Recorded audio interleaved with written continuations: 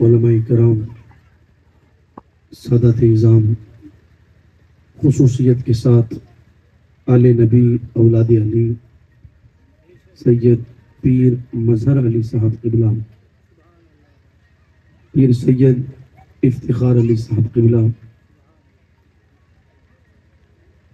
दीगर मुअज़्ज़ज़ उलमाए किराम, मद्दाहान मुस्तफ़ा अलैहिस्सलातु वस्सलाम, मुअज़्ज़ज़ सामाईन, पर्दा नशीन ख़वातीन, तक़द्दुस माँ बुज़ुर्ग और दोस्तों, अजीज़ बच्चों, अस्सलामु अलैकुम व रहमतुल्लाहि व बरकातुहू। अल्हम्दुलिल्लाहि रब्बिल आलमीन वस्सलातु वस्सलामु अला सय्यिदिल अंबियाइ वल मुरसलीन व अला आलिहि व अस्हाबिहि अजमईन, अम्मा बाद। औज़ु बिल्लाहि मिनश शैतानिर रजीम, बिस्मिल्लाहिर रहमानिर रहीम। या अय्युहल्लज़ीना आमनू क़ू अनफुसकुम व अहलीकुम नारा वक़ूदुहन नासु वल हिजारा, सदक़ल्लाहुल अज़ीम व बल्लग़ना रसूलुहुन नबियुल अमीनुल मतीनुल मुईनुल करीम व नहनु अला ज़ालिका लमिनश शाहिदीन वश शाकिरीन वल्हम्दुलिल्लाहि रब्बिल आलमीन। आइए सबसे पहले हम और आप मिलकर इंतहाई अक़ीदत व मोहब्बत के साथ गुंबद खजरा में आराम फरमाने वाले आका हुज़ूर रहमत आलम नूरे मुजस्सम दाई हलीमा के हलीम, उम्मत के गमखार, हम गरीबों के गमगुसार, नाइब परवरदिगार जनाबे अहमद मुजतबा मोहम्मद मुस्तफ़ा सल्लल्लाहु ताला अलैहि वसल्लम की बारगाह मुक़द्दसा में दुरूद व सलाम का तोहफा पेश करे। पढ़े बावाज़े बुलंद अल्लाहुम्मा सल्ली अला सय्यिदिना व मौलाना मुहम्मद व बारिक वसल्लिम सलातन व सलामन अलैका या रसूल अल्लाह सल्लल्लाहु ताला अलैहि वसल्लम। अल्लाह ताला का बेपनाह एहसान व करम कि उसकी खास तौफीक से हम और आप तमामी लोग आज अल्लाह और उसके प्यारे रसूल सल्लल्लाहु ताला अलैहि वसल्लम के पाकीज़ा जिक्र के हवाले से सजाई गई इस पाकीज़ा महफिल में हाजिर हैं। मैं मुबारकबादी पेश करता हूँ उमूमी तौर पर आप तमामी लोगों को और खुसूसी तौर पर उन तमाम नौजवानों को, उन तमाम जिम्मेदारान को जिन्होंने अपने इमाम साहब क़िबला की सदारत में, जनाब मौलाना अब्दुल करीम साहब, उनकी सदारत में और सादात इकराम की सरपरस्ती में आज की इस पाकीज़ा महफिल का एहतमाम किया। अल्लाह ताला सबकी काविशों को, सबकी कोशिशों को अपनी बारगाह में कबूल फरमाए। मुझसे पहले आप लोगों ने बालोतरा की सरजमीन से तशरीफ़ लाए हमारे नात ख़्वाह मेहमान जनाब मौलाना एहसान सिद्दीकी साहब से नातो मनक़बत के अशआर समाअत किए और मुख्तसर से वक्त में एक नसीहत आमेज़ खिताब आपने मौलाना मकबूल साहब क़िबला से समाअत फरमाया। परवरदिगार आलम हम सबको अमल की तौफीक अता फरमाए। एक पैगाम जिस आयत करीमा की मैंने तिलावत की उसके तनाजुर में आप लोगों तक पहुंचाऊं, इस दुआ के साथ कि अल्लाह ताला मुझे हक कहने, आपको हक सुनने और हक पर अमल करने की तौफीक अता फरमाए। याद रखें दोस्तों, अल्लाह तबारक व ताला ने एक इंसान को बेशुमार नेमतें अता फरमाई। अगर हम लोग बैठकर अल्लाह तबारक व ताला की दी हुई नेमतों को गिनना चाहें, हमारी जिंदगी तो खत्म हो जाएगी मगर अल्लाह तबारक व ताला की नेमतों को हम गिन नहीं सकते।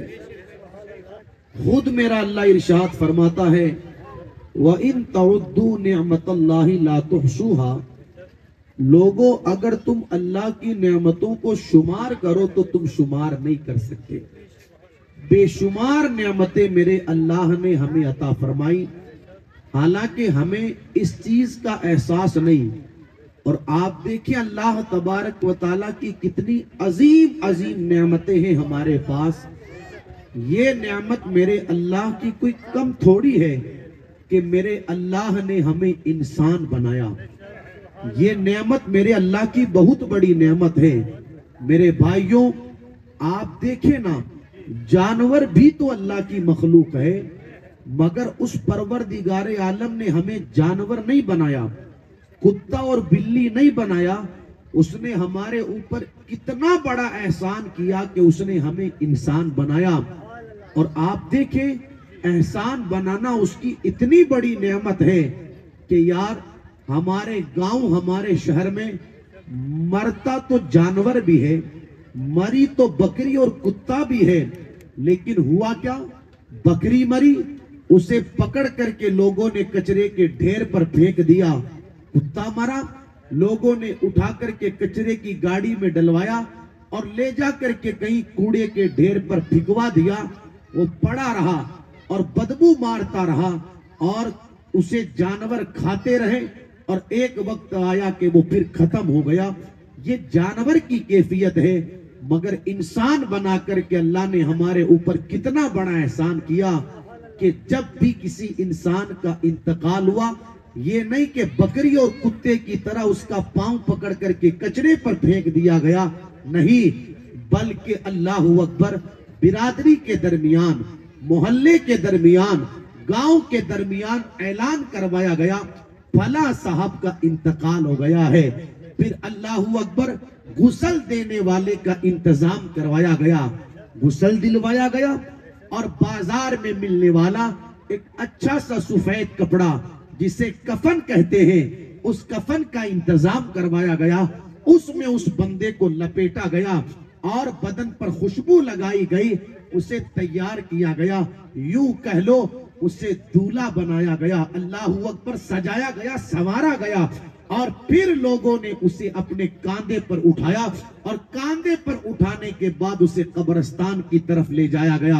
अब जब जनाजा पढ़ने की बारी आई तो बड़े बड़े लोग पीछे खड़े हैं, जनाजा आगे रखा हुआ है। जो बंदा पूरी जिंदगी लोगों के कदमों में रहा, मुक्तदी है तो इमाम के कदमों में रहा, मुरीद है तो पीर के कदमों में रहा, बेटा है तो बाप के कदमों में रहा, मगर देख इंसान, अल्लाह ने तेरी क्या शान बढ़ाई है, देख इंसान, अल्लाह ने तुझे क्या अजमत अता फरमाई है। आज तेरा इंतकाल हुआ है, तू मुरीद है लेकिन पीर के कांधे पर आ गया है, तू मुक्तदी है मगर इमाम के कांधे पर आ गया है, तू बेटा है मगर बाप के कांधे पर आ गया है। और हुक्म यह है कि जब किसी का जनाजा लेकर के चला जाए तो आहिस्ता आहिस्ता लेकर के चला जाए, कहीं अल्लाह के इस बंदे को तकलीफ ना हो जाए, कहीं इस अल्लाह के बंदे को अल्लाह अकबर कोई परेशानी ना पहुंचे। ये एहसान परवरदिगार आलम ने हम पर इंसान बना करके फरमाया है। तो बड़ी अजीम अजीम नेमतें हैं उस परवरदिगार आलम की हमारे ऊपर। ये नेमत कोई कम नहीं है कि उसने इंसान बनाया, और इससे बड़ी नेमत अल्लाह ने हमें यह अता फरमाई कि अपने प्यारे हबीब का हमें उम्मती बनाया। परवरदिगार आलम ने इससे बड़ी और नेमत हमारे ऊपर यह की कि उस परवरदिगार आलम ने महबूब का उम्मती बनाकर हमें बेअदब और गुस्ताख नहीं बनाया, बल्कि हमें अपने महबूबों का वफादार बनाया, अपने महबूब का सच्चा आशिक और हमें गुलाम बनाया। कई सारी नेमतें हैं जो अल्लाह ताला ने हमारे ऊपर फरमाई। खैर, में किस किस नेमत का जिक्र करूं और किसे किसे छोड़ूं, लेकिन एक नेमत का आज मुझे जिक्र करना है। इन सारी नेमतों के अंदर अल्लाह की एक बहुत बड़ी नेमत, हमारे पास औलाद है। क्या है? औलाद अल्लाह ताला की बहुत बड़ी नेमत है। अगर इस नेमत की अगर अहमियत को और अजमत को हमें समझना हो तो आप उस बंदे से जाकर के पूछे जिसकी शादी को 10 साल हो गए मगर अब तक गोद औलाद से खाली है। उससे जाकर के पूछो कि औलाद अल्लाह ताला की कितनी बड़ी नेमत है। ये औलाद ही तो है मेरे भाई। क्या नहीं करता इस नेमत को पाने के लिए। पीर साहब गांव में तशरीफ लेकर के आए, बंदा कहे हजरत अल्लाह का दिया सब कुछ है मेरे पास, शादी को 5 साल हो गए मगर अब तक गोद औलाद से खाली है, आप दुआ करें अल्लाह औलाद अता कर दे। इंसान जिस मजार पर जाए, चादर पेश करे, फूल पेश करे और उसके बाद में यही अर्जी लगाए, सरकार रब का करम है, सब कुछ है मेरे पास, लेकिन मैं चाहता हूं कि अल्लाह आपके सदके में, आपके वसीले से मुझे औलाद अता कर दे।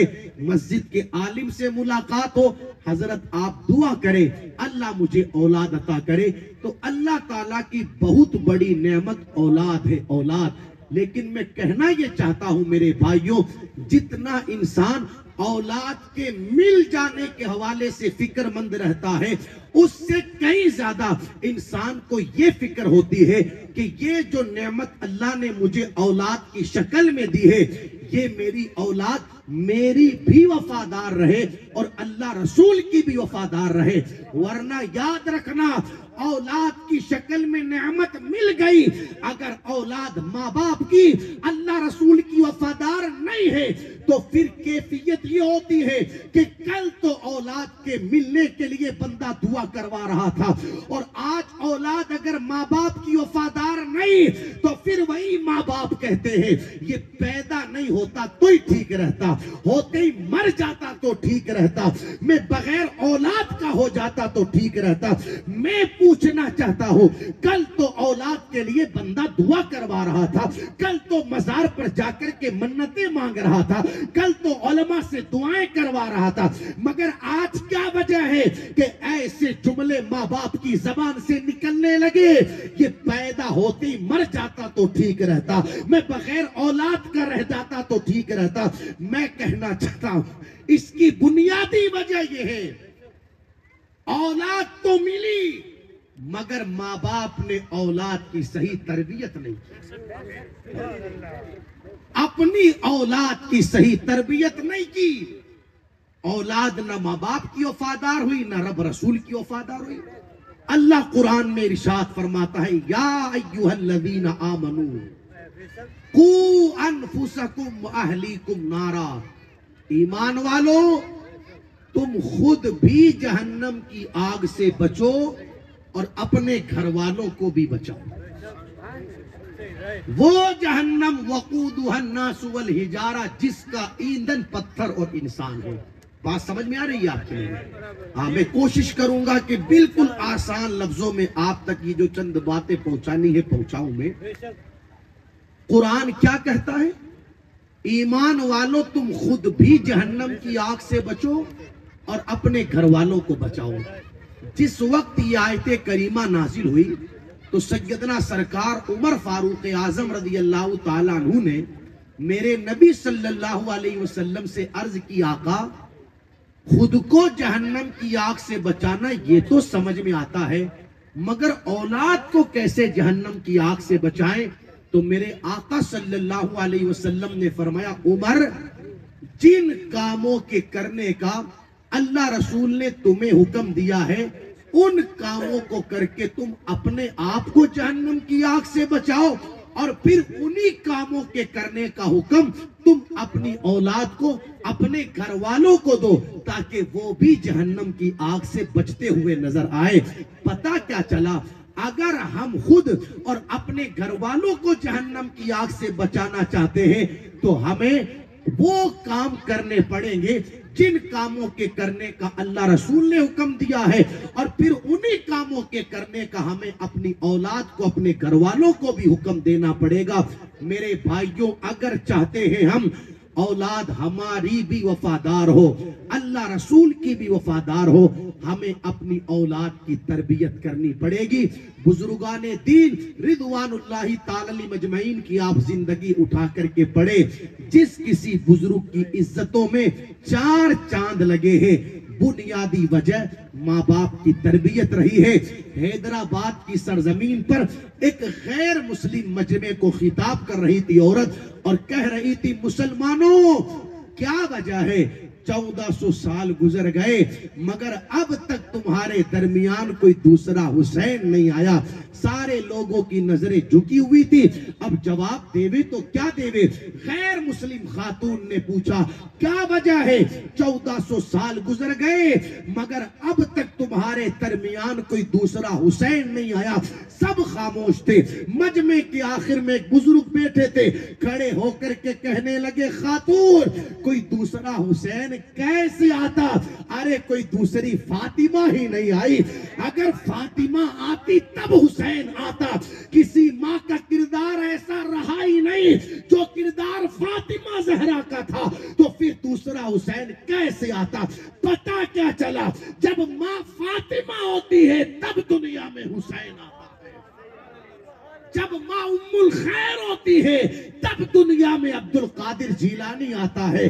जब माँ बीबी महनूर होती है तब दुनिया के अंदर मुईनुद्दीन गरीब नवाज तशरीफ लाता है। सुभान अल्लाह, सुभान अल्लाह। जब माँ बाप औलाद की अच्छी तरबियत करते हैं तब औलाद नेकूकार होती है। हमारी जिम्मेदारी बनती है अपनी औलाद की अच्छी तरबियत करें।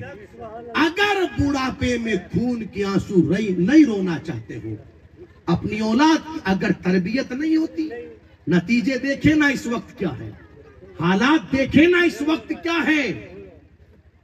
जिस औलाद को पाल पोस करके माँ बाप बड़ा करते हैं, 18 साल 20 साल 22 साल तक अपना सब कुछ बाप ने औलाद पर लगा दिया। जैसे ही औलाद पैदा होती है बेचारा बाप अपने सारे शौक भूल जाता है। अब उसे ये फिक्र नहीं रहती कि मुझे क्या पसंद है, मैं क्या पहनूं। उसे तो लम्हा लम्हा ये फिक्र सताती है मेरे बेटे को क्या पसंद है, उसके लिए कौन सा कपड़ा लाऊं, उसके लिए कौन सा जूता लेकर के आऊं। यहां पर रुक कर के एक चीज और अर्ज ये करना चाहूंगा, नौजवान आज ये कहते हैं मौलाना किया क्या है मेरे माँ बाप ने मेरे लिए, जमीन नहीं छोड़ी, पैसा नहीं छोड़ा, बैंक बैलेंस बाप ने नहीं छोड़ा, तो लोग कहते क्या किया है मेरे माँ बाप ने मेरे लिए। मैं कहता हूं भाई उन बुजुर्ग से क्या पूछता है कि उन्होंने क्या किया तेरे लिए, हमसे पूछ, हम बताते हैं कि क्या किया। तू कहता है माँ बाप ने क्या किया, ये बता क्या नहीं किया। 10-10 साल तक वो शहर छोड़कर, मुल्क छोड़कर विदेश में कमाता रहा, किसके लिए, अपने लिए थोड़ी, औलाद ही के लिए। लोग कहते हैं माँ बाप ने मेरे लिए क्या किया, मैं कहता हूं 50 साल 45-55 साल की उम्र में भी बूढ़ा बाप सख्त गर्मी के अंदर चिलचिलाती धूप में बाजार के अंदर बूढ़ी पीठ पर बोरियां उठाता रहा, किसके लिए, औलाद के लिए। लोग कहते हैं माँ बाप ने मेरे लिए किया क्या, मैं कहता हूं जिसने त्योहार के मौके पर भी खुद फटे पुराने कपड़े पहन लिए लेकिन औलाद के लिए नए कपड़ों का इंतजाम किया, उसे बाप कहते हैं। जिसने मुंह के निवाले निकाल करके तुझे खिलाए उसे बाप कहते हैं। जिसने अपने शौक को तेरे ऊपर कुर्बान कर दिया उसे बाप कहते हैं। आज तेरे लिए उन्होंने जमीन नहीं छोड़ी, अगर तेरे लिए बैंक बैलेंस नहीं छोड़ा तो तू कहता है माँ बाप ने मेरे लिए किया क्या। मैं कहता हूं जिसने तेरे इतने बड़े वजूद को 9 महीने पेट में उठा करके रखा वो कोई और नहीं, वो तेरी माँ है। जिसने 2 साल तक अपना अपना खून दूध की शक्ल में तुझे पिलाया वो कोई और नहीं, वो तेरी माँ है।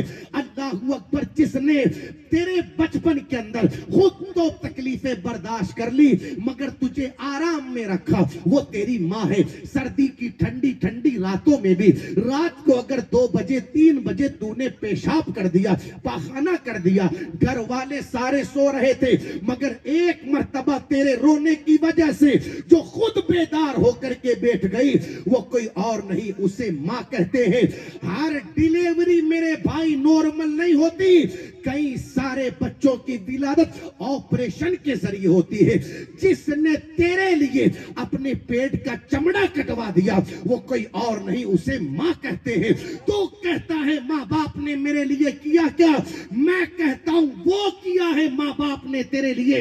अगर तू अपने बदन की खाल उतारे और इस खाल को उतार कर 2 चप्पल जोड़ी बनाए, एक जोड़ी माँ बाप को पहनाए, एक जोड़ी माँ को पहनाए, एक बाप को पहनाए, फिर भी तू अदा नहीं कर सकता तो कहता है माँ बाप ने मेरे लिए किया क्या। मेरे आका अलैहिस्सलातु वस्सलाम की बारगाह में एक सहाबी आए और आकर के अर्ज करने लगे, या रसूल अल्लाह अलैहिस्सलाम, मैंने अपनी बूढ़ी माँ को कांधे पर बिठाकर सख्त गर्मी के आलम में चिलचिलाती धूप में काबे का हज करवाया। आका बताए ना, क्या मैंने अपनी माँ का हक अदा कर दिया? क्या कहा? हज करवाया गर्मी के आलम में, और गर्मी ऐसी कि गोश्त का टुकड़ा पत्थर पर रख दो तो वो भुन जाए। ऐसी गर्मी में नंगे पांव मैंने अपनी माँ को काबे का हज करवाया। क्या हक अदा कर दिया? सुनना गौर से। आज 200 रुपया 500 रुपया महीने का दे करके लोग ये सोचते हैं कि हम फ्री हो गए। हर 6 महीने पर एक जोड़ा कपड़ा दिला दिया, सोचते हम फ्री हो गए। एक टाइम का खाना देते हैं, सोचते हमने अपनी जिम्मेदारी पूरी कर दी। मेरे भाई, ये सुलूक तो हम चौखट पर दरवाजे पर आने वाले फकीर के साथ भी करते हैं। उसे भी रोटी देते हैं, कपड़ा देते हैं, पैसा देते हैं। हम रोटी कपड़ा पैसा दे करके ये सोचते हैं कि हमने अपना हक अदा कर दिया। सहाबी रसूल ने पूछा, या रसूल अल्लाह, मैंने माँ को कांधे पर बिठा करके काबे का हज करवाया, क्या मैंने माँ का हक अदा कर दिया? आका फरमाते, सहाबी, होश के नाखून लो, होश के नाखून। तुम हक को अदा करने की बात करते हो। अरे तुम्हारी पैदाइश के वक्त तुम्हारी माँ को जो झटके लगे थे, उन झटकों में से तुमने एक झटके का हक भी अदा नहीं किया है। आप महसूस तो करें, ये माँ बाप है। माँ बाप, गौस पाक के जिक्र की महफिल में आने वालों, अर्ज ये करना चाहूंगा, खुदारा कभी ऊंची आवाज में माँ बाप के सामने बात ना करना, कभी गाली गलोच के साथ माँ बाप से पेश ना आना, वरना याद रखना, आप पूरी दुनिया को राजी कर लो, अपने मुर्शिद को राजी कर लो, मस्जिद के इमाम को राजी कर लो, अगर माँ बाप राजी नहीं है तो सब बेकार है। लेकिन अगर आपने माँ बाप को राजी कर लिया, फिर चाहे कोई राजी हो या ना हो, आका फरमाते हैं, जिससे माँ बाप राजी है उससे अल्लाह का रसूल राजी है, और जिससे अल्लाह का रसूल राजी है उससे कायनात को पैदा करने वाला रब भी राजी है। तेरे माँ बाप तेरे लिए जन्नत भी है और तेरे माँ बाप तेरे लिए जहन्नम भी है। अगर उनकी खिदमत करके तूने उन्हें राजी कर लिया तो अल्लाह तुझे जन्नत अता फरमाएगा, और अगर तूने उनको नाराज कर दिया, उनका दिल दुखा दिया, तो मेरे भाई तुझे जहन्नम में दाखिल किया जाएगा। इसलिए अपने माँ बाप को राजी करे।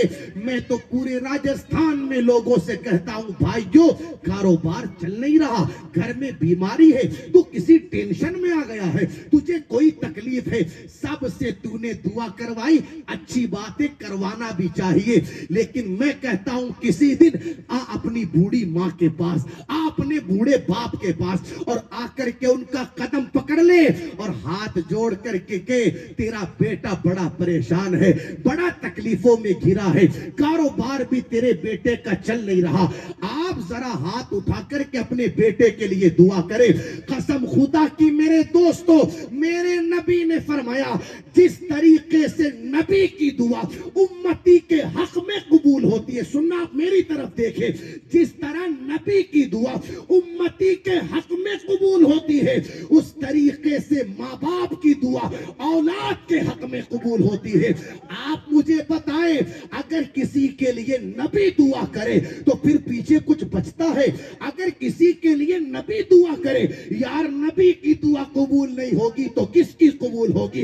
आका फरमाते हैं, जिस तरह उम्मती के हक में नबी की दुआ कबूल होती है, उसी तरह औलाद के हक में माँ बाप की दुआ कबूल होती है। किसी दिन करवा तो सही माँ बाप से दुआ, कभी आकर के बैठ तो सही माँ बाप के पास। खुदारा खुदारा मैं कहता हूं, अरे ये तो तू कारोबार के लिए परेशान हुआ है, मेरे भाई क्या नहीं मिलता माँ बाप की दुआ से? कोई जाकर के पूछे ना बायजीद बुस्तामी से, माँ की दुआ की बरकत से अल्लाह बेटे को वली बना देता है, माँ बाप की दुआ की बरकत से अल्लाह बेटे को जन्नत में हजरत मूसा का पड़ोस अता करता है। इससे बड़ी बात और क्या होगी? पूरी दुनिया अपना सलाम हज के लिए लिए जाने वाले और उमरा के लिए जाने वाले के साथ हुजूर की बारगाह में भेजती है, लेकिन नबी अपना सलाम उमर फारूक आजम के साथ अवैसे करनी के लिए भेजते हैं। अवैसे करनी से पूछो आपको ये मकाम मिला कैसे? अवैसे करनी कहते हैं कि माँ बाप की दुआ की बरकत से मिला है। ये माँ की दुआ, ये माँ की दुआ। मगर अल्लाह खैर फरमाए, औलाद ने ये दिन दिखाए, रोते हैं औलाद की वजह से माँ बाप।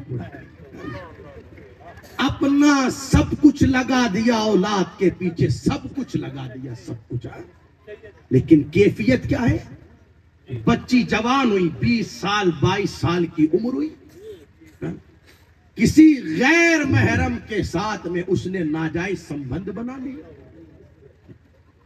उन माँ बाप की सारी कुर्बानियों को भूल गई। 6 महीने स्कूल में किसी गैर मर्द के साथ पढ़ाई की तो उसका सब कुछ वो हो गया। साल भर किसी कॉलेज में पढ़ाई की तो इसका सब कुछ वो हो गया। मेरी बहन तुझे एहसास ही नहीं, तेरे बाप ने तेरे लिए क्या कुछ नहीं किया। सब की बातों को बाप टाल देता था, मगर एक तू ही है कि किसी काम के लिए तूने कहा, वो सबका कहा भूल गया, मगर तेरा कहा नहीं भूला। बड़ी मोहब्बत रहती है बाप को बेटी से, बड़ी मोहब्बत। जिस वक्त बेटियां रुखसत होकर के घर से जाती है, विदाई होती है, बाप को ऐसा लगता है जैसे जिस्म से कलेजा निकल गया, पांव के नीचे से जमीन निकल गई हो, कुछ बचता ही नहीं। इतना प्यार, इतनी मोहब्बत बाप को बेटी के साथ। आज ये दिन दिखाए उस बेटी ने। 6 महीने स्कूल पढ़ी, साल भर कॉलेज गई, इसका सब कुछ वो गैर मर्द हो गया। और माँ बाप की बूढ़ी पीठ पर उसने खंजर घोंपा और उसके साथ भाग गई। अब जब तलाश करके इधर उधर से लाया गया, थाने में पहुंचाया गया, बाप पहुंचा वहां, अपने सर की पगड़ी उतार करके उसने बेटी के कदमों में रखी और हाथ जोड़ करके कहता है, बेटी चल, घर पर तेरा सब इंतजार कर, चल।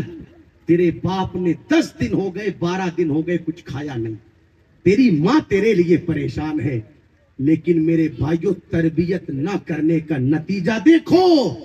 वो बेटी जिसके पीछे बाप ने अपना सब कुछ लगा दिया, वो थाने में खड़ी खड़ी कहती है ऑफिसर से, ये आने वाला बूढ़ा कौन है? मैं इसे जानती नहीं, निकालो इसको यहां से।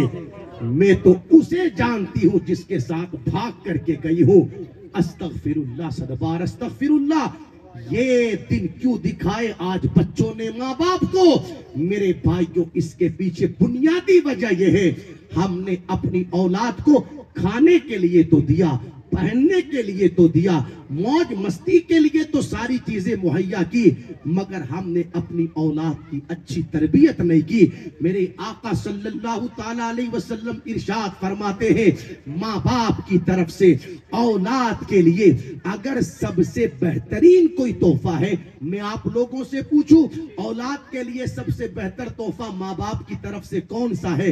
कोई कहेगा मोबाइल, कोई कहेगा मोटरसाइकिल, कोई कहेगा रहने का मकान, कोई कहेगा पहनने का कपड़ा, कोई कहेगा पहनने का जूता।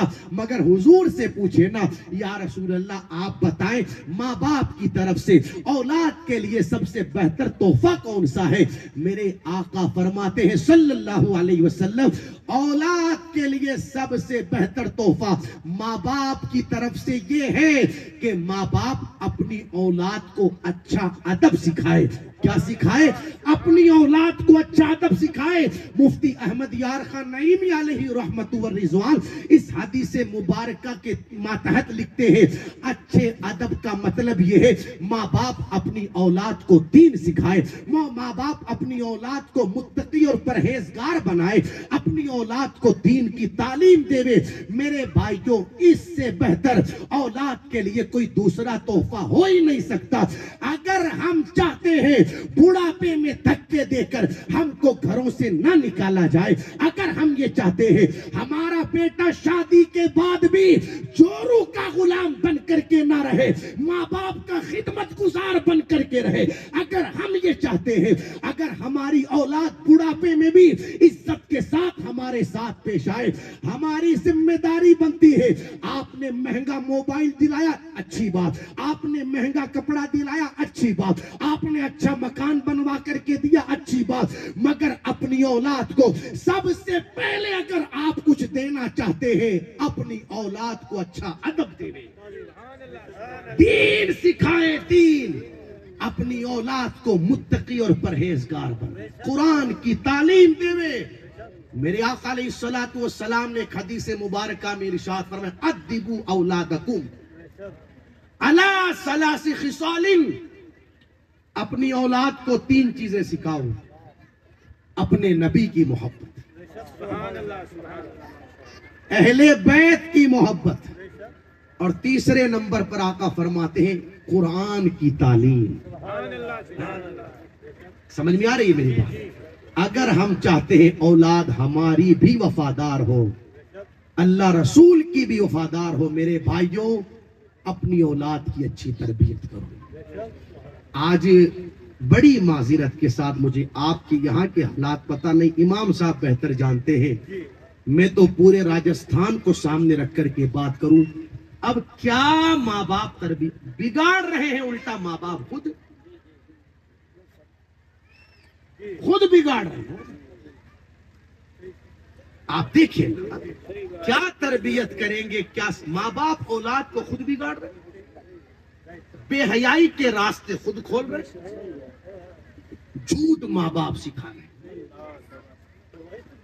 धोखाधड़ी करना माँ बाप सिखा रहे, गाली गलोच माँ बाप सिखा रहे, गाना गाना माँ बाप सिखा रहे, फिल्में ड्रामे माँ बाप सिखा रहे।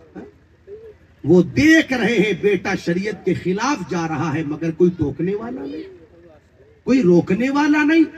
भाइयों में ये नहीं कहता कि बच्चों से मोहब्बत ना करो, अच्छा खिलाओ, अच्छा पिलाओ, अच्छा पहनाओ, कोई मना नहीं करता मेरे भाई।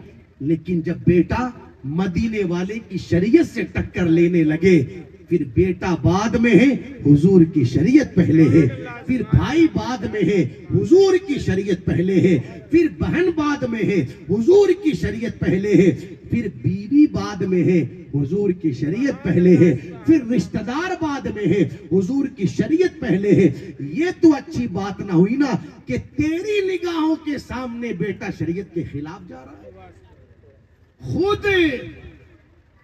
बुराइयों के रास्ते खोल रहे। मुझे यहाँ का पता नहीं, मैं फिर कहूंगा, कई सारी जगहों पर देखा गया जो मंगनी होती है, मंगनी जिसे सगाई कहते हैं, तो सगाई का दस्तूर लोगों ने ये बनाया कि लड़का लड़की को और लड़की लड़के को आपस में सोने की अंगूठी पहनाते हैं। अस्तगफिरुल्लाह। कहीं पर हाल ये है कि वहां अगर नहीं पहनाया गया तो फिर शादी के मौके पर सोने की अंगूठी बनवा करके लाते हैं, कोई सोने की चेन बनवा करके लाता है, कोई चांदी की चेन बनवा करके लाता है। क्या हमें पता नहीं है कि सोना पहनना इस्लाम में मर्द के लिए ये हराम है, हराम, जायज नहीं है किसी के लिए। इस्लाम में सोना पहनना मर्द के लिए, हाँ औरत के लिए जायज है, औरत जितना चाहे उतना सोना पहने। लेकिन यहां पर एक चीज और अर्ज कर दूं, जिस तरह हमने लोगों के दरमियान वाहवाही बटोरने के लिए 10 तोला, 12 तोला, 15 तोला बेटी को सोना दिया है, अच्छी बात है, आपकी बेटी है, 50 तोला देवे, कौन मना करता है। मगर साथ में बेटी को ये नसीहत भी करे, बेटी हर साल तुझे इस सोने की ज़कात भी निकालनी है। 20-20 तोला सोना तो दे दिया गया, मगर उसकी ज़कात कौन निकालेगा। कहीं ऐसा ना हो ये दिया गया सोना कल तुम्हारे लिए कब्र में अजाब का सबब बन जाए, कयामत के दिन तुम्हारे लिए अल्लाहू अकबर गंजा सांप बन करके तुम्हें ही डसने के लिए तुम्हारी तरफ दौड़े। इसलिए सोना दिया गया, साथ ही साथ ये नसीहत भी की जाए कि हर साल इस सोने की उसे ज़कात भी अदा करनी है। तो अर्ज ये कर रहा था मेरे भाइयों, हमारी जिम्मेदारी ये बनती थी। हुजूर अलैहिस्सलातु वस्सलाम ने फरमाया मर्द के लिए सोना जायज नहीं, चांदी की एक अंगूठी जायज है 4.5 मासों की, वो भी एक नग वाली, ठीक बात समझ रहे हो। उसके अलावा चांदी, लोहा, पीतल ये जायज नहीं है मर्द के लिए। चाहे अजमेर शरीफ से लेकर के आओ, चाहे बगदाद शरीफ से लेके आओ, इससे भी आगे की बात कह दूं, चाहे मदीना शरीफ से लेके आओ। आप ये कहते हो मौलाना ये कड़ा में मदीना शरीफ से लाया, मेरे भाई ये ठीक है तू मदीना शरीफ से लाया, मगर ये मदीने वाले आका का फरमान है कि मर्द के लिए चांदी की एक अंगूठी के अलावा कोई दूसरा धात पहनना, चाहे वो कड़े की शक्ल में हो, अंगूठी की शक्ल में हो, चेन की शक्ल में हो, ये जायज नहीं है। समझ में आ रही है मेरी बात? मगर आज धड़ल्ले से लोग पहन रहे हैं, और बिलखुसूस शादियों के मौकों पर आप देखिए हुजूर अलैहिस्सलाम की बारगाह में एक सहाबी आए, उनकी उंगली में सोने की अंगूठी थी। तवज्जो है आप? आका अलैहिस्सलाम खड़े हुए, और खड़े होने के बाद मेरे आका अलैहिस्सलातु वस्सलाम ने देखा उनकी अंगूठी, उंगली में अंगूठी है। आपने करीब जाकर के, तवज्जो है आपकी, आपने करीब जाकर के उनकी उंगली से वो अंगूठी निकाली और निकाल करके फेंक दी। तवज्जो, मेरे आका फरमाते ईमान के 3 दर्जे हैं। कितने दर्जे? 3 दर्जे। पहला दर्जा ये है कि कोई बुराई देखो तो उसे हाथ से रोको। क्या फरमाया? भाई बात समझ रहे हो मेरी? बुराई देखो तो हाथ से रोको।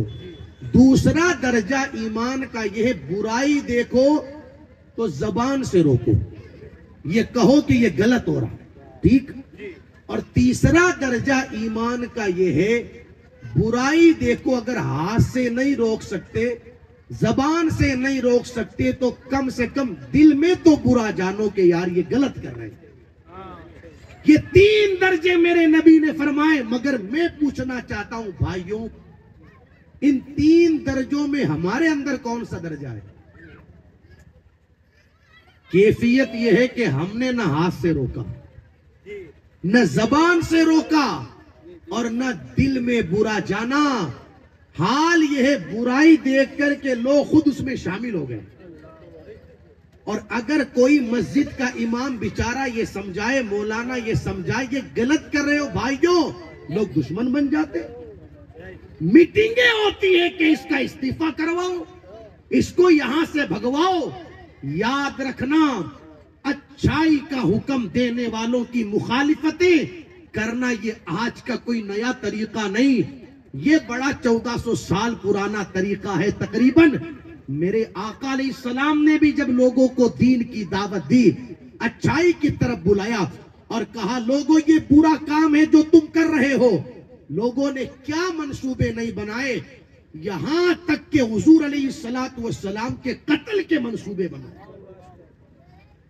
हुजूर की 2 बेटियों को तलाक दिलवा दिया। वजह सिर्फ ये रही कि किसी तरीके से ये जो तबलीग का काम कर रहे बंद कर देवे। मगर तारीख गवाह है, लोगों ने सारे हरबे इस्तेमाल कर लिए, मेरे नबी का कदम दीन की दावत से पीछे नहीं हटा, बल्कि हर हाल में मेरे आका लोगों को दीन की दावत देते रहे। ये कैफियत लोगों की, न हमने जबान से रोका, न हाथ से रोका, न दिल में बुरा जाना। अल्लाह माफ करे, अब तो कैफियत ये खुद खड़े रह करके बुराइयां करवा रहे हैं।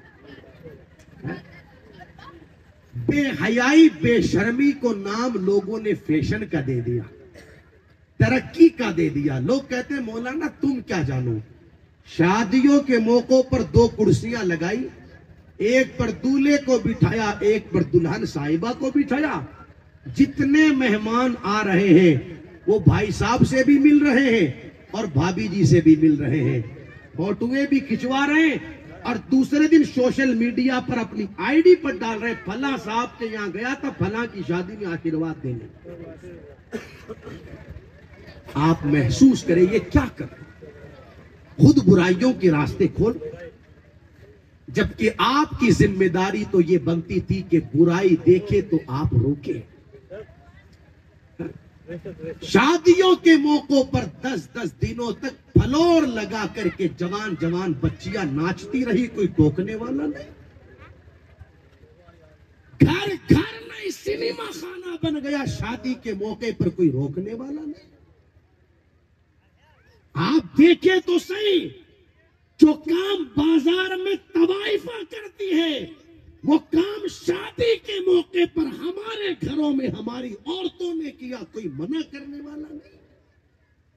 कुर्सियां लगा करके जिम्मेदार बैठे रहे, हंसते रहे, रुपये उड़ाते रहे। कहां चली गई भाई तेरी गैरत? कितनी शर्म की बात है कि बाप के सामने बेटी नाच रही है। कितनी बेगैरती की बात है कि भाई के सामने बहन डांस कर रही है। इससे बड़ी बेहयाई की बात और क्या होगी? शोहर के सामने उसकी बीवी नाच रही है। यही काम बच गया मुसलमान औरतों का। जबकि हमको रोकना था, हमको टोकना था, हमको मना करना था, मगर हम खुद इन कामों को करवा रहे। कैफियत ये है, कैफियत ये। अब तो बेहयाई को बेहयाई समझते ही नहीं है लोग। अलग अलग इलाके में अलग अलग रस्में राइज, अलग अलग इलाके में। इस इलाके के हवाले से पता चला कि कैफियत यह है कि जब विदाई होती है तो विदाई के अंदर दूल्हे को भी कुछ लोग उठाकर के गोद में ले जाते हैं, गाड़ी तक बिठाने हैं, और दुल्हन को भी लोग उठाकर के ले जाते हैं गाड़ी तक बिठाने। अस्तगफिरुल्लाह। पहले सोचो आप ठंडे दिमाग से, ये जो हम कर रहे हैं ये कहां तक ठीक है? भाई साहब मुझे देखिए, मेरी तरफ तवज्जो रखिए, ये कहां तक ठीक है? सोचो तो सही है। 22 साल, 25 साल, 23 साल, 20 साल की जवान बच्ची, इस तरीके से गैर महरम लोगों ने उस बच्ची को गोद में उठाया। ये कहां तक ठीक है? भाई सोचो, ये चीजें जेब देती है। इस उम्र में बच्चियों को गोदों में इस तरीके से ये क्या करने चले हो?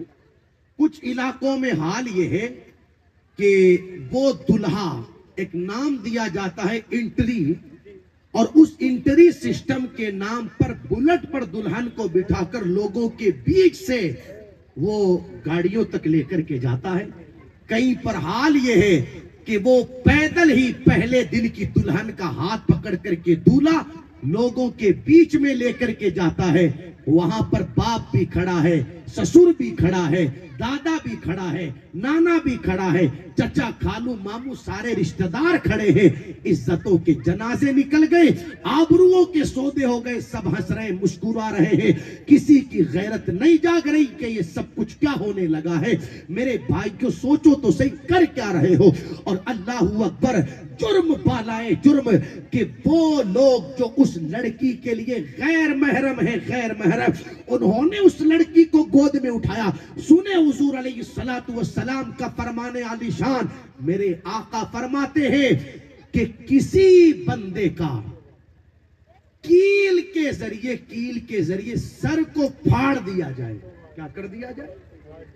कील सर में घोंप करके फाड़ दिया जाए। ये बेहतर है इस बात से कि किसी गैर महरम मर्द का बदन किसी गैर महरम औरत के बदन से लगे। कोई मामूली बात थोड़ी है यार, किसी गैर महरम औरत का बदन छूना। इतना बड़ा गुनाह, इतना बड़ा गुनाह। आका फरमाते सर को फाड़ दिया जाना ये बेहतर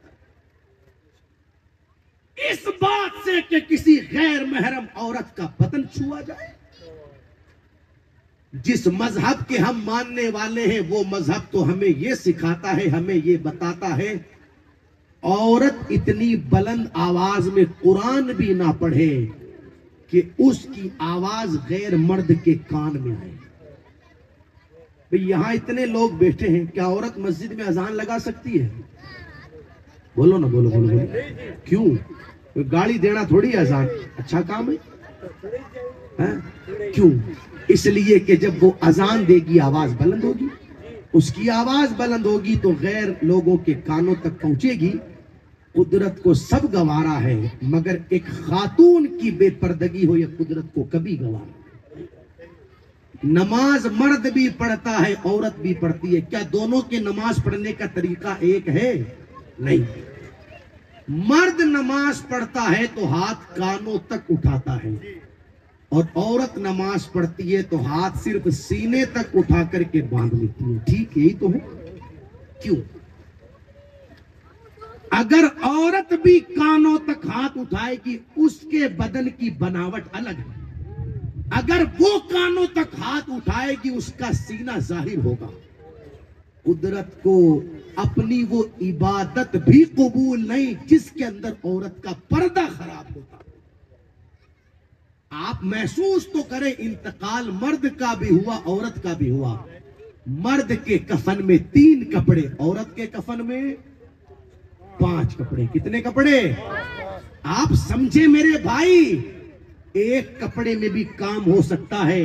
मर्द के लिए 3 कपड़े रखे गए, मरने के बाद भी औरत के लिए 5 कपड़े रखे गए। 5 कपड़े।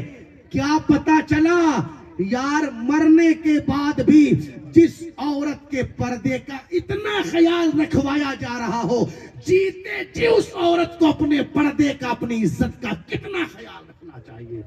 मगर गोदों में उठाई जा रही है 20-20, 25-25 साल की जवान बच्चियां। यहां पर जितने जिम्मेदारान बैठे, मैं हाथ जोड़ के गुजारिश करूंगा, जिम्मेदारों, आपकी जिम्मेदारी बनती है, खुदारा इन बेहयाइयों को खत्म करें, इन बुराइयों को खत्म करें। कब्र में ये नहीं पूछा जाएगा कि बाप दादाओं की बनाई हुई रस्मों पर कितना अमल किया। कब्र में तो ये पूछा जाएगा कि हुजूर की शरीयत पर कितना अमल किया। लोगों को शरीयत से कोई मतलब नहीं, और बाप दादाओं की बनाई हुई रस्मों की इतनी फिक्र है कि छूटनी नहीं चाहिए। जैसे कोई फर्ज वाजिब हो, अगर नहीं अदा करेंगे तो बहुत बड़ा गुनाह हो जाएगा।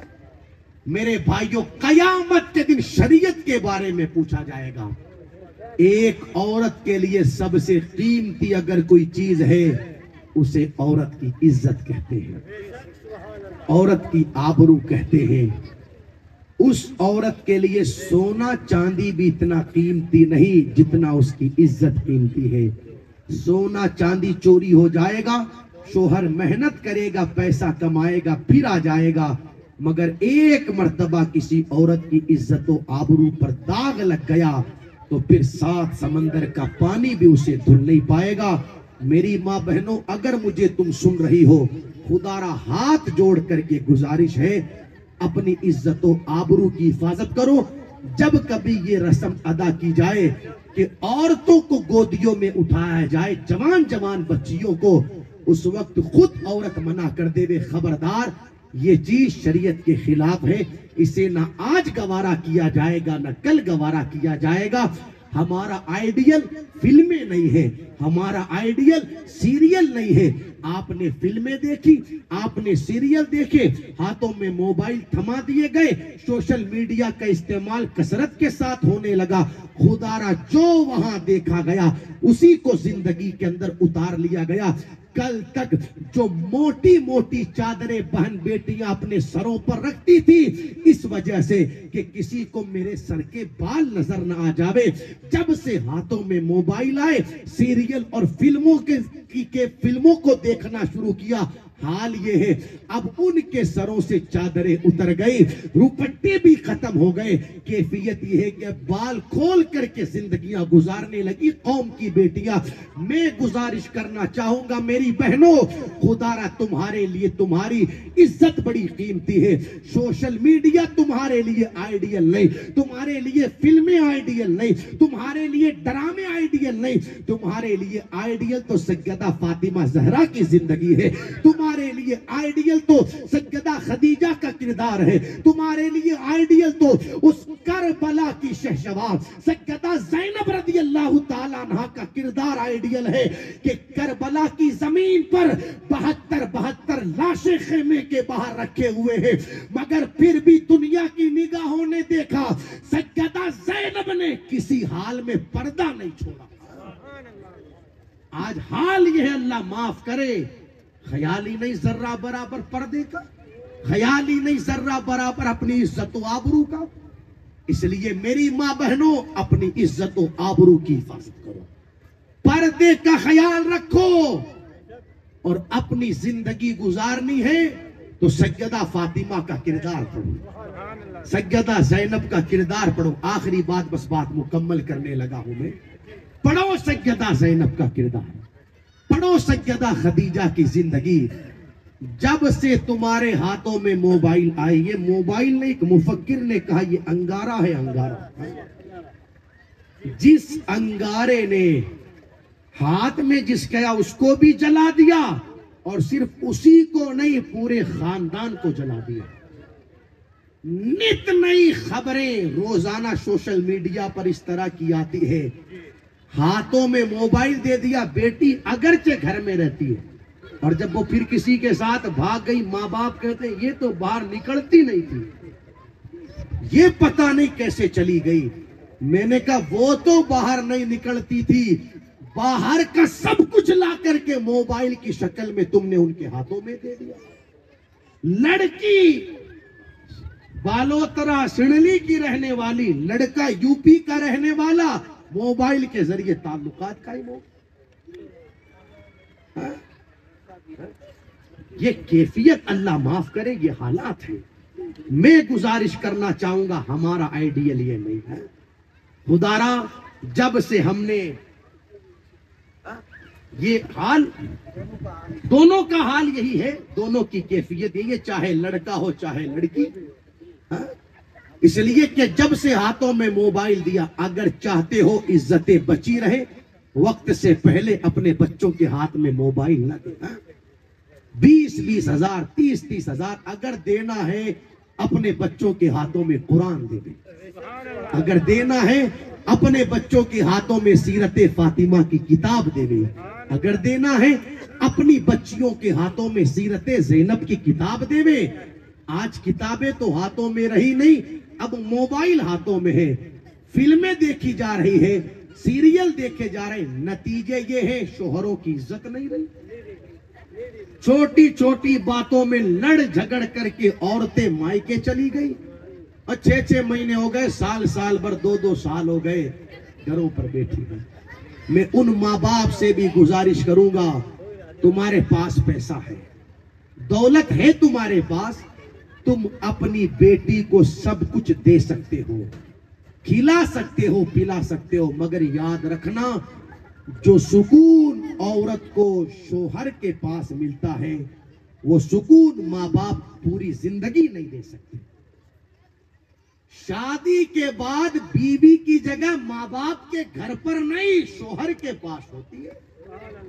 छोटी छोटी बातों में औरतें चली गई, माँ बाप शे दे रहे हैं, और बड़ी जिम्मेदारी के साथ सादात बैठे, उलमा बैठे। एक जुमला कहूं, इस वक्त जितने घर खराब हो रहे हैं, उन घरों के खराब होने के पीछे बुनियादी वजह खुद माँ बाप है। खुद माँ बाप बन रहे हैं, शे दे रहे हैं।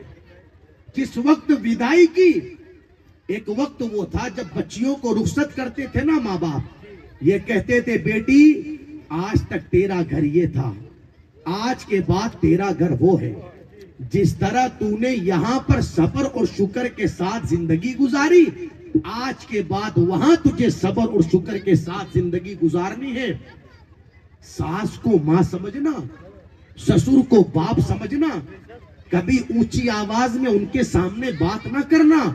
कोई छोटी मोटी बात हो जावे तो सब्र कर लेना, छोटी मोटी बात के चक्कर में यहां चली ना आना, ये कैफियत थी। और आज हाल क्या है, खुद माँ बाप कह करके भेज रहे, बेटी अगर कोई बात हो जावे फौरन फोन कर देना, तेरा बाप आ जाएगा। हाँ? और होता यही है, छोटी मोटी कोई बात हुई वो फौरन फोन कर दिया। अल्लाह माफ करे, जब से ये मोबाइल देख करके बेजा पल पल का अपडेट दिया जा रहा है। वो उधर से माँ फोन करे, कर क्या रही है, वो रोटी पका रही है, ठीक। फिर आधे घंटे बाद फोन किया, अब क्या कर रही है, अब झाड़ू लगा रही है, ठीक। फिर वापस 1 घंटे बाद फोन किया, अब क्या कर रही है, अब बर्तन धुल रही हूँ।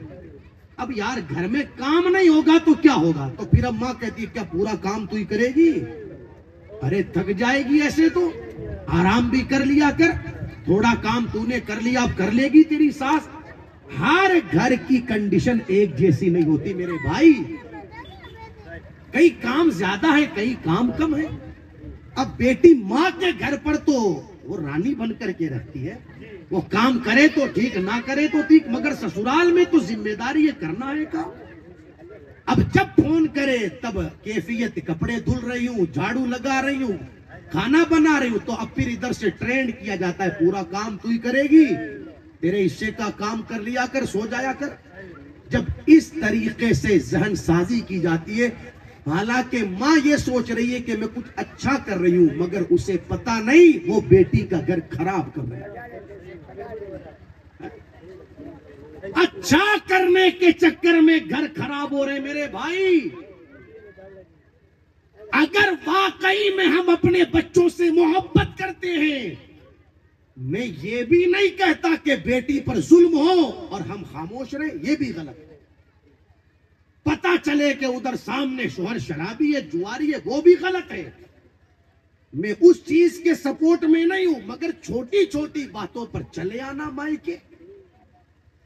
अगर बेटी चली आई है, आपकी जिम्मेदारी बनती है कि बेटी को लेकर के वापस जाएं और वहां जाकर के मामलात की तहकीक करें कि भाई बात क्या है। बच्चों की लड़ाइयों के चक्कर में, बच्चों की छोटे छोटे मामलात के चक्कर में बेटियां घरों पर चली गई। क्या हुआ साहब, वो बच्चे लड़ ली, अरे बच्चे नहीं लड़ेंगे तो फिर क्या बड़े लड़ेंगे, बच्चों का तो काम ही होता है लड़ना, तो बच्चों के चक्कर में आप क्यों लड़ रहे हो, हा? ये बातें हैं।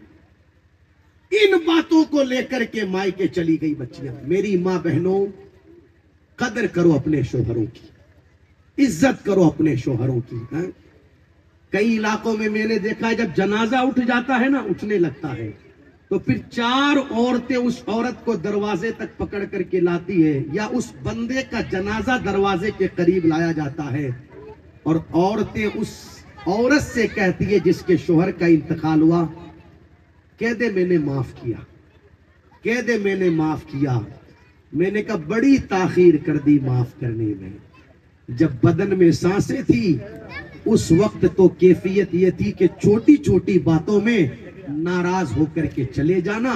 खुदारा औरतों, अगर शोहर जिंदा है कदर करो अपने शोहर की, तुम्हारी इज्जत तुम्हारे शोहर की वजह से है। आज शोहर बाहयात है, खुदारा तुम्हारे लिए सब कुछ है, मगर जब शोहर चला गया तो फिर कैफियत ये होगी कि कोई तुम्हें इज्जत की नजरों से नहीं देखेगा। शोहर के चले जाने के बाद कैफियत क्या होती है औरतों की, हम खुद समाज में रहते हैं, बेहतर इस बात को समझ सकते हैं। शोहर के चले जाने के बाद सिर्फ घरों के अंदर औरत एक नौकरानी बनकर के रह जाती है, इसके अलावा उसका और कोई काम नहीं होता। घरों के काम करने ये उसकी कैफियत बन जाती है। तेरा शोहर है, तू क्या समझती है तेरा शोहर तुझसे मोहब्बत नहीं करता? मैं कहता हूं बड़ी मोहब्बत करता है मेरी बहन शोहर तुझसे, तुझे इसका एहसास ही नहीं। अरे देख तो सही, इससे बड़ी बात और क्या होगी कि शादी से पहले जिस शोहर का सब कुछ उसका मरकज मोहब्बतों का उसकी माँ हुआ करती थी, शादी के बाद में कैफियत यह है कि उसने अपनी मोहब्बतों को तकसीम कर दिया। कुछ मोहब्बतें माँ के लिए रखी और कुछ मोहब्बतें उसने तेरे लिए रखी है।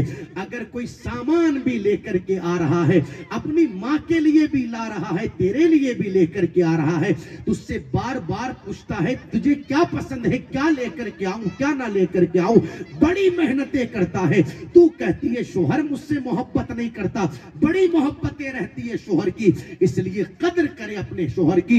ये बात बात में रूठ करके मायके चली जाना अच्छी बात नहीं है। एक मुफक्किर ने कहा था, मियां बीवी का झगड़ा तो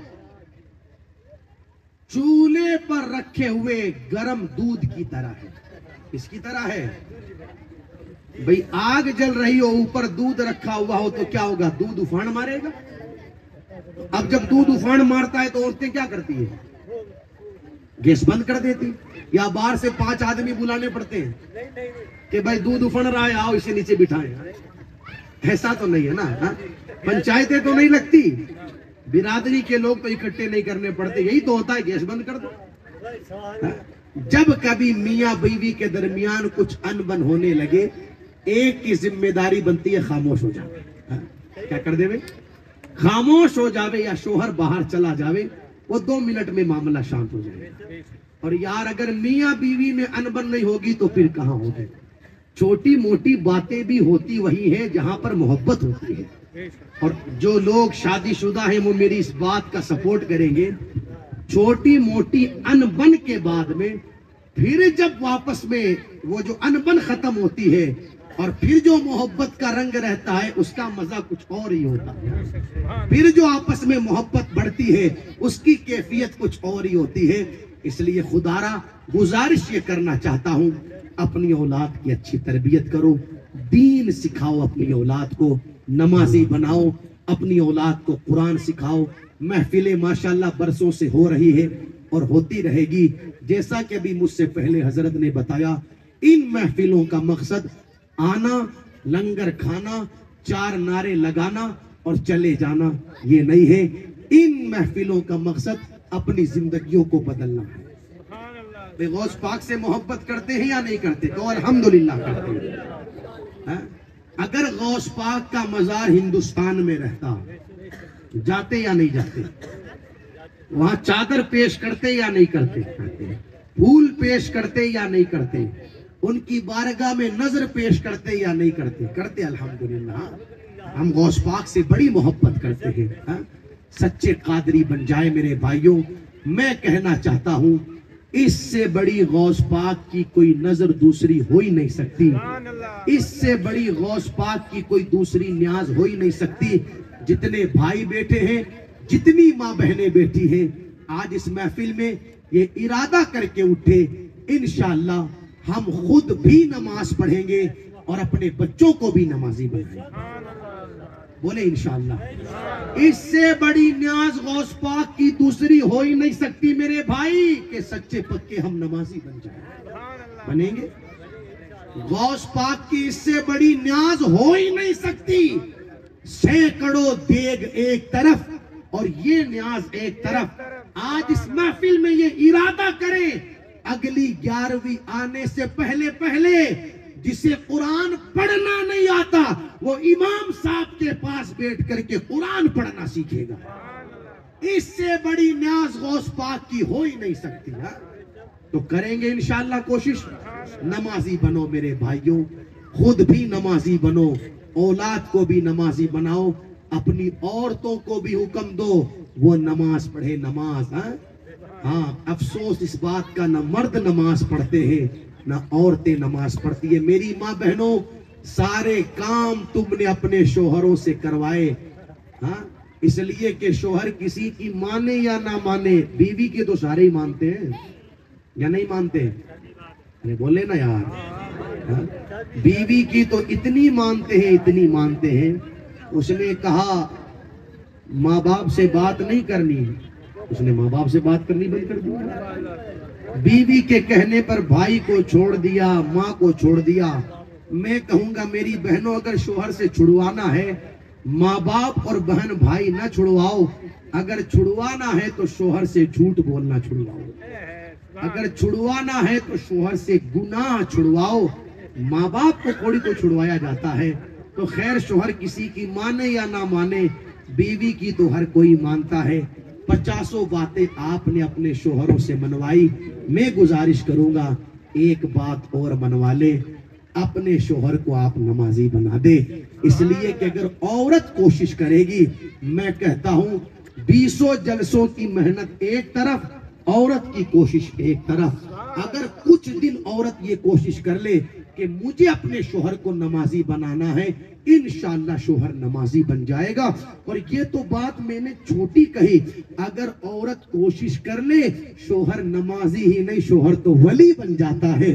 शर्त ये है कि औरत कोशिश करे। एक जुमला आपने सुना होगा, हर कामयाब इंसान के पीछे बुनियादी किरदार अच्छी औरत का होता है। अगर औरत अच्छी रहे, मेहनत करे, तो बंदा कामयाब हो जाता है। तो मेरी माँ बहनों, अपने शोहर से एक बात ये और मनवा लो कि अपने शोहर को नमाजी बना दो, खुद भी नमाजी बन जाओ। इंशाअल्लाह फिर देखना घरों के अंदर कैसी रौनकें होगी, घरों के अंदर कैसे खुशहाली होगी, घरों के अंदर कैसे सुकून और इत्मीनान होगा। बच्चों को नमाजी बनाए, शोहर को नमाजी बनाए। और शोहर से कहना चाहूंगा, तूने बीवी से सारी बातें मनवाई, उसको माँ के घर जाने से भी रोक दिया, भाई से बात करने से भी रोक दिया। हालांकि ये रोकने के काम नहीं है, आपकी तो जिम्मेदारी बनती है। वो अपना सब कुछ छोड़ करके आपके लिए आई, माँ को छोड़ा, बाप को छोड़ा, बहन भाई को छोड़ा, अपना मायका छोड़ा, सहेलियों को छोड़ा।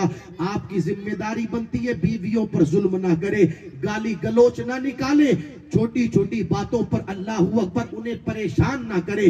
हमको भी अल्लाह ने बेटी दी है, हमारे भी बहन है, क्या हम ये गवारा करेंगे हमारी बेटी दुल्हन बनकर के किसी के घर जाए और उस पर जुल्म किया जाए? कोई ये गवारा नहीं करेगा। तो जब हम अपनी बेटी पर जुल्म गवारा नहीं करते, हम जिसे लेकर के आए हैं वो भी तो किसी की बेटी है, वो भी तो किसी की बहन है। ना दे मेरे भाई किसी की बेटी को गाली, ना दे मेरे भाई किसी की बहन और भतीजी को गाली, इसलिए कि जो मजहब हमारा है वो मजहब तो जानवर को गाली देने की इजाजत नहीं देता। यार, किस मजहब में जानवर को गाली देने की इजाजत नहीं है?